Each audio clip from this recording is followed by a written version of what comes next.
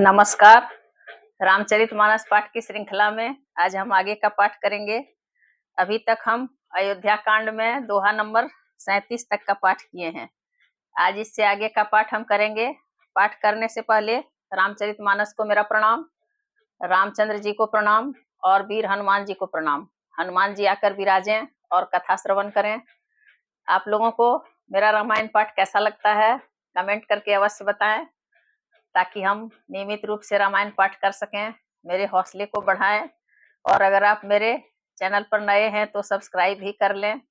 आइए आगे का पाठ हम करते हैं। पछिले पहर भूप नित जागा, आजु हमहि बड़य चरजु लागा। जाहु सुमंत्र जगावहु जाई, कीजिए काजू रजाय सुपाई। राजा नित्य ही रात के पिछले पहर जाग जाया करते हैं, किंतु आज हमें बड़ा आश्चर्य हो रहा है। हे सुमंत्र, जाओ जाकर राजा को जगाओ, उनकी आज्ञा पाकर हम सब काम करें। गए सुमंत्र तब राउर माही, देखी भयावन जात डेराही। धाई खाई जनु जाई नहेरा, मानहु विपति विषाद बसेरा। तब सुमंत्र रावले राजमहल में गए, पर महल को भयानक देखकर वे जाते हुए डर रहे हैं। ऐसा लगता है मानो दौड़कर काट खाएगा। उसकी ओर देखा भी नहीं जाता, मानो विपत्ति और विषाद ने वहां डेरा डाल रखा हो। पूछे को न उतरु देई, गए जेहि भवन भूप कैकेयी। पूछे को न उतरु देई, गए जेहि भवन भूप कैकेयी। कही जय जीव बैठ सिरुनाई, देखी भूप गति गयउ सुखाई। पूछने पर जब कोई जवाब नहीं देता, वे उस महल में गए जहां राजा और कैकेयी थे।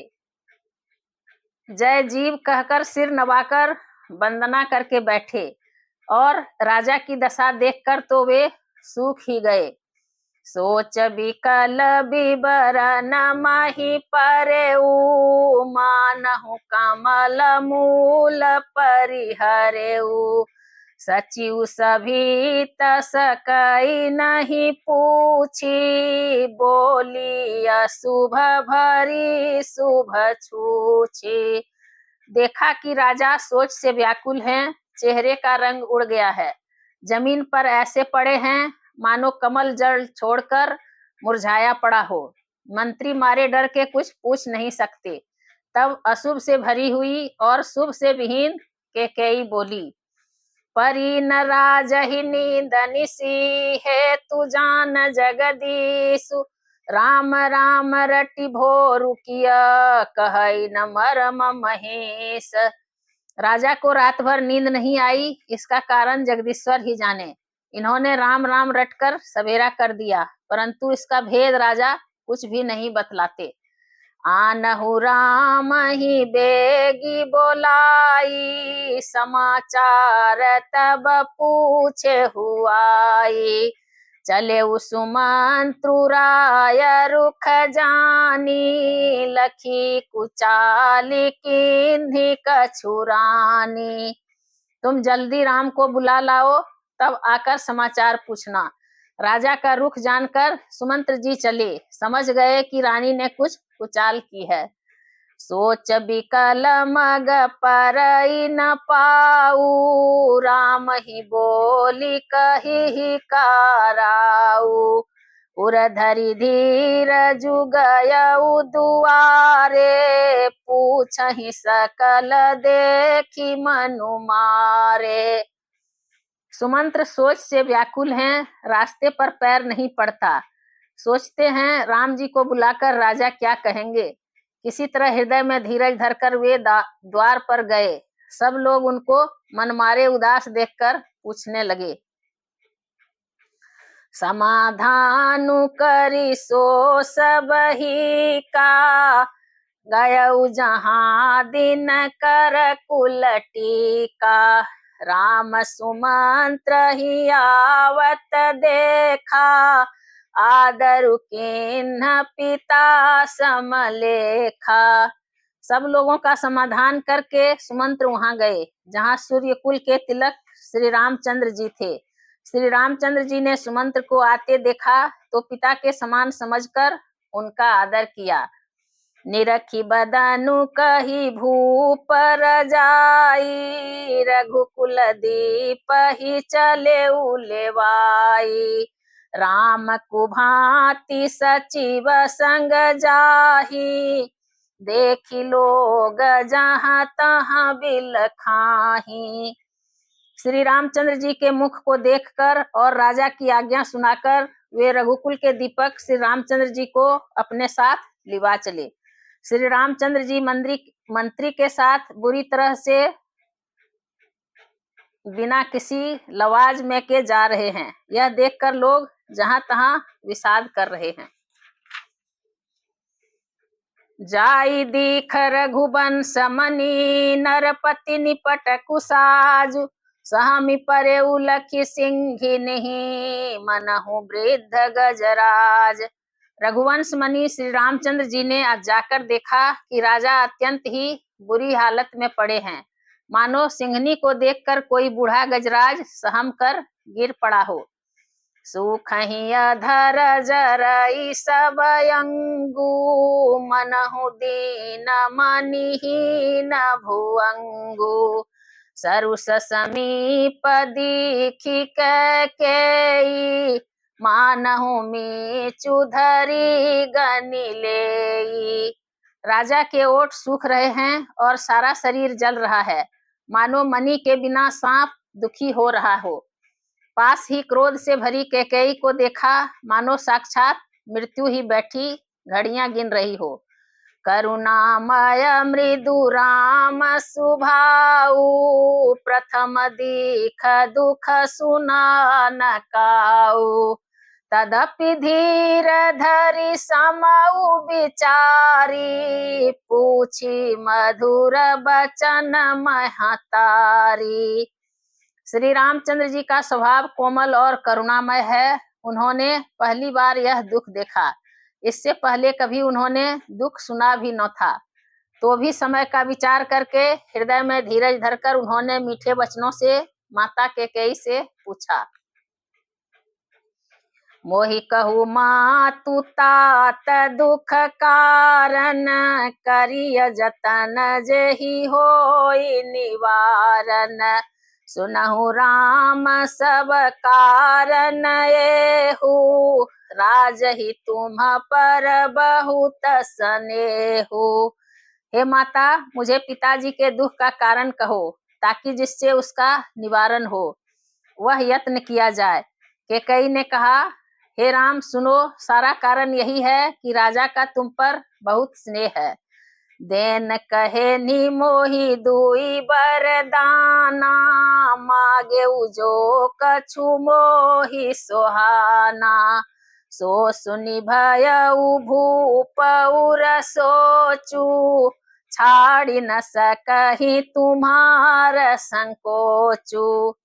इन्होंने मुझे 2 वरदान देने को कहा था। मुझे जो कुछ अच्छा लगा वही मैंने मांगा। उसे सुनकर राजा के हृदय में सोच हो गया, क्योंकि ये तुम्हारा संकोच नहीं छोड़ सकते। सुत स्नेहु इत बचन उत, संकट परे नरेश। सकहुत आय सुधरहु सिर, मेटहु कठिन कलेश। इधर तो पुत्र का स्नेह है और उधर वचन। राजा इसी धर्म संकट में पड़ गए हैं। यदि तुम कर सकते हो तो राजा की आज्ञा शिरोधार्य करो और इनके कठिन क्लेश को मिटाओ। निधर क बैठी कहई कटुबानी, सुनत कठिन तायति अकुलानी। जीभ कमान बचन सरनाना, मनहु महीप मृदुलक्ष समाना। कैकेयी बेधड़क बैठी ऐसी कड़वी वाणी कह रही है जिसे सुनकर स्वयं कठोरता भी अत्यंत व्याकुल हो उठी। जीभ धनुष है, वचन बहुत से तीर हैं और मानो राजा ही कोमल निशाने के समान हैं। जनु कठोर पनु धरे शरीरु, सिखई धनुष विद्या बरबीरु। सब प्रसंगु रघुपति ही सुनाई, बैठी मनहु तनु धरि निठुराई। इस सारे साज सामान के साथ मानो स्वयं कठोरपन श्रेष्ठ वीर का शरीर धारण करके धनुष विद्या सीख रहा है। श्री रघुनाथ जी को सब हाल सुनाकर वह ऐसे बैठी है मानो निष्ठुरता ही शरीर धारण किए हुए हो।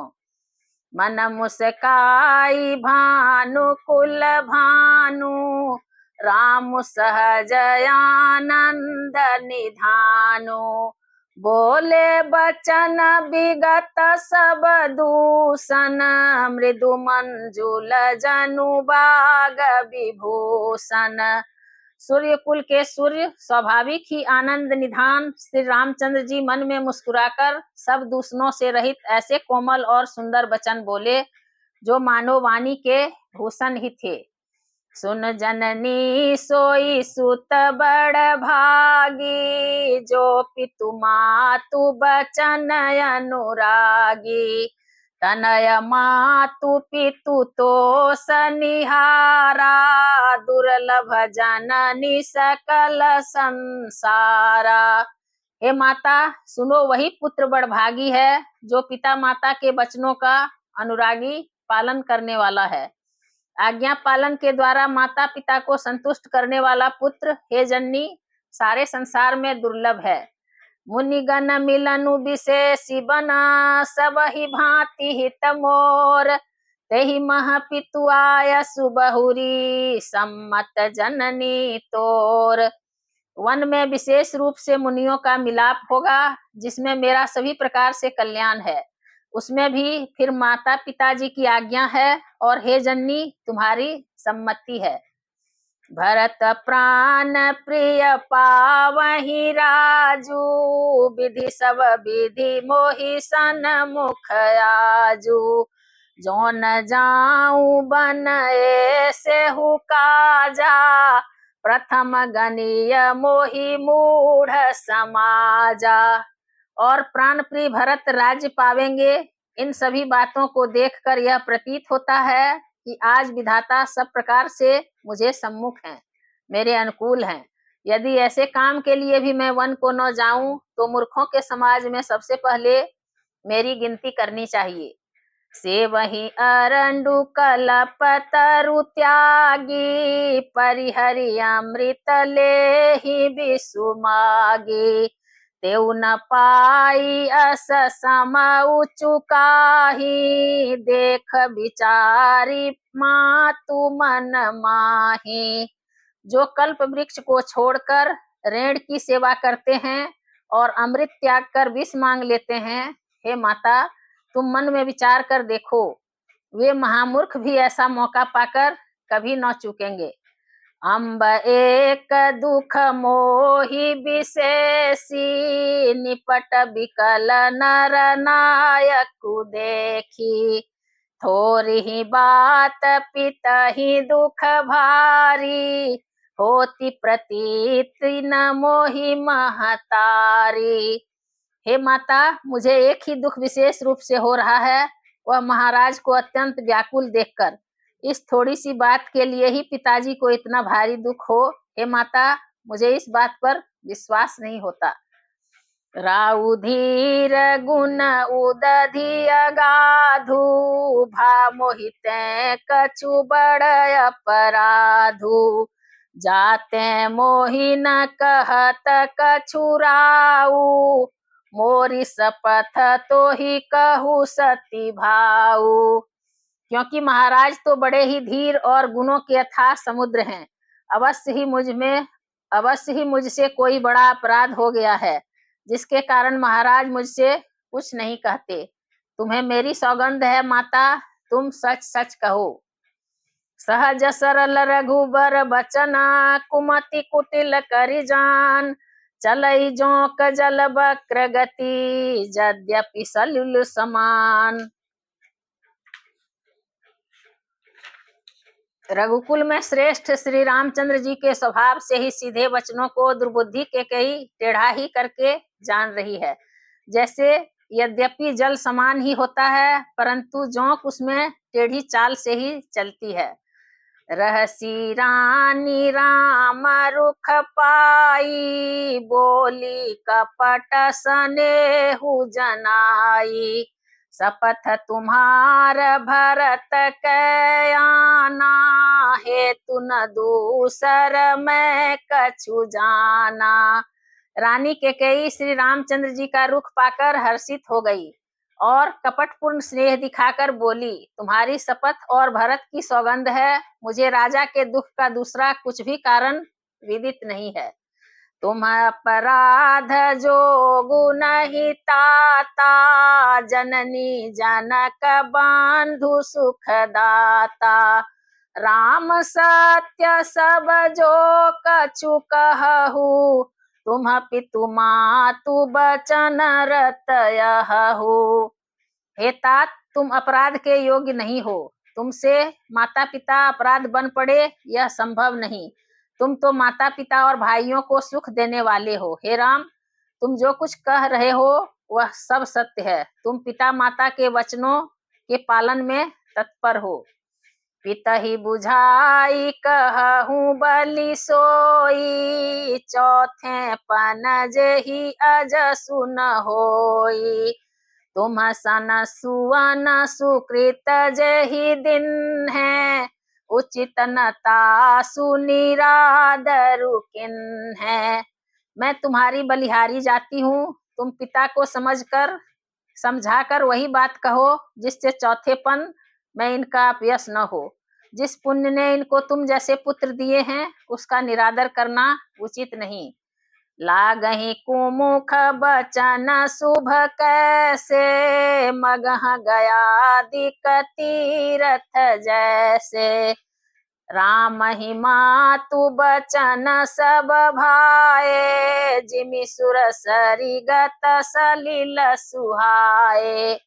कैकेयी के बुरे मुख में ये शुभ वचन कैसे लगते हैं, जैसे मगध देश में गया आदिक तीर्थ।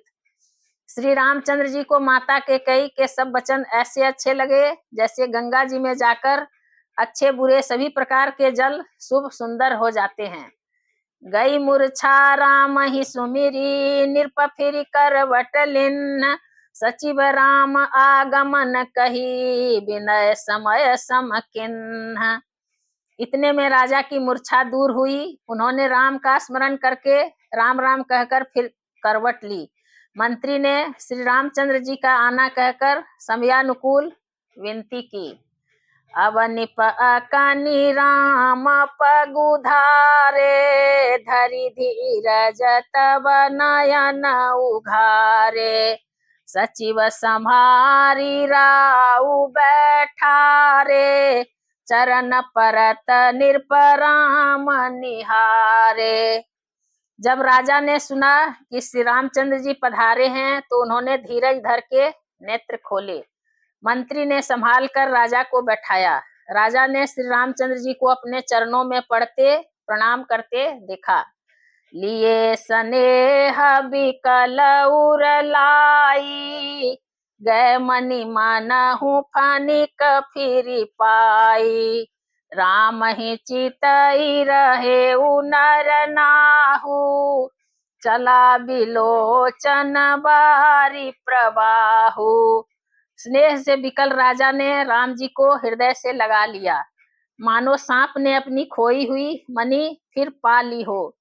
राजा दशरथ जी श्री राम जी को देखते ही रह गए। उनके नेत्रों से आंसुओं की धारा बह चली।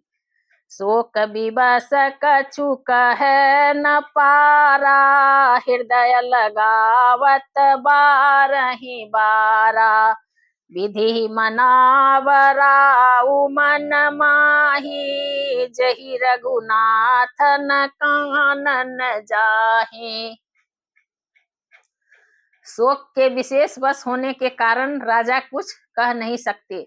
वे बार बार श्री रामचंद्र जी को हृदय से लगाते हैं और मन में ब्रह्मा जी को मनाते हैं कि जिससे श्री रघुनाथ जी वन को न जाएं। सुमेरी महेश ही कहई निहोरी, बिनती सुनहु सदा शिव मोरी। आशुतोष तुम अवढर दानी, आरती हरहु दीन जनु जानी। फिर महादेव जी का स्मरण करके उनसे निहोरा करते हुए कहते हैं, हे सदाशिव, आप मेरी विनती सुनिए। आप आशुतोष, शीघ्र प्रसन्न होने वाले और औढ़रदानी, मुंह मांगा दे डालने वाले हैं। अतः मुझे अपना दीन सेवक जानकर मेरे दुख को दूर कीजिए। तुम प्रेरक सबके हृदय, सोमति रामहु देहु। बचन मोर तजि रहहि घर, परिहरि शील स्नेह। आप प्रेरक रूप से सबके हृदय में हैं। आप श्री रामचंद्र जी को ऐसी बुद्धि दीजिए जिससे वे मेरे वचन को त्याग कर और शील स्नेह को छोड़कर घर ही में रह जाएं। आज कथा इतनी भई, सुनहु वीर हनुमान। रामायण बैकुंठ गई, विदा होहु हनुमान। सियावर रामचंद्र की जय, पवन सुत हनुमान की जय। उमापति महादेव की जय।